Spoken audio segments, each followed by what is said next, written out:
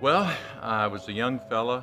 My first church was in Annapolis, Maryland, and it was a small church full of senior citizens who really didn't need a full-time pastor. They needed a bivocational pastor. So I began to really pray and say, Lord, I want to be used. I want to be somewhere where you can wear me out. Just use me. And a man from this church who I knew as a boy came to me and said, Gary, our church needs a pastor. Would you be interested? And I thought, wow, that sounds great, because when I got out of high school, I'd bought a piece of ground 6 miles from here. And not too many kids did that, but I did. But nevertheless, I had to say no, because I'd only been at the church a half a year, and I thought, I can't leave this church after 6 months. That'd be horrible. So I said no, and it broke my heart, but I just felt like that's the right thing to do. And then about 18 months or so, he came back to me and asked me again. And at that point, I felt, okay, this is twice. God must be in this, and I've been at this church almost 2 years now, so I can do this. And I called the church. I sent him a resume, and it's a funny story about the resume. When I typed the resume, we had old-time typewriters. They didn't have computers yet. And after I typed it, I gave it to my wife to proofread. She held it up to the light, and light went all through the paper because all the O's had punched through the paper, and she said, let me redo this for you. But anyway, I sent them the resume. They interviewed me. We liked each other, and then they called me, and my first Sunday was December 4th, 1979. It was a very exciting time for the church. They had gone 2 years without a pastor. There'd been an interim in between, and several men that came and filled in. And they were excited about us. We were excited about them. We had just built a home in this area. I'd been commuting to Annapolis, 55 miles. There was no interstate back then. And the church in Annapolis allowed me to do that because I couldn't afford anything in Annapolis. It was a very expensive place and still is. So it just seemed like God brought all this together, buying the land in 1972, and then in 1979 being called here, and there's my house and home 6 miles away. I mean, I think that was a God thing. And the people couldn't have been kinder. It was a total different church back then. Some of the original people are still here. Some have passed on. Some have moved on. Jobs moved them on or whatever. It was a church of about maybe 60 active people. Within that first year, we baptized 63 people, led them to Christ, and they followed in baptism. And we that year were in the top 10 churches in the state of Maryland for baptisms. We remained in that for about probably 25 of my years that I've been here. But the first year, the church just exploded. I mean, God just was bringing all sorts of people in here. We had a guy from a motorcycle gang get saved. We had a lot of young people coming into the church, I guess because I was young.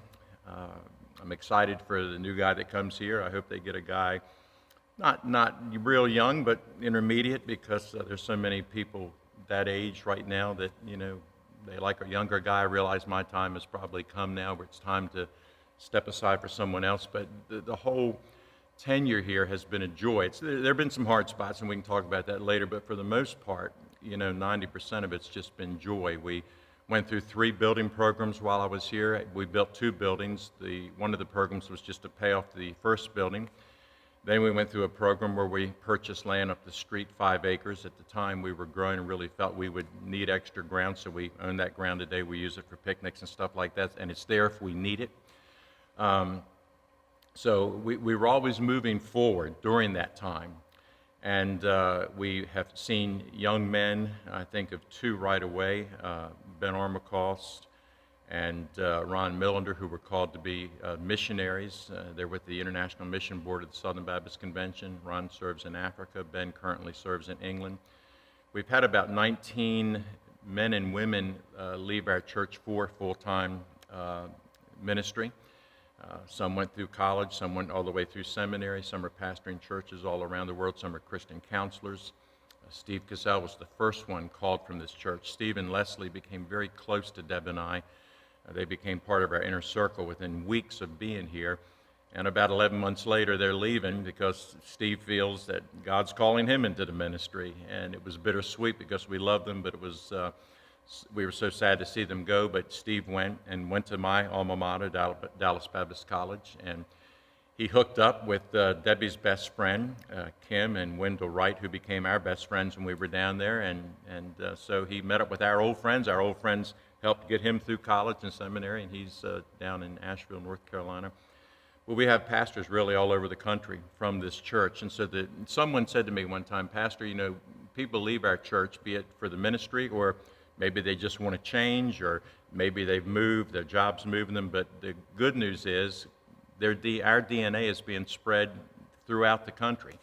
And I said, that's a good way to look at it, because I always hurt when people leave, especially if they get transferred. I mean, I'm happy for them, but I'm sorry to see them leave. And there's some people that just get mad or don't like us, and they leave, and that hurts, but later on we see them and they're fine.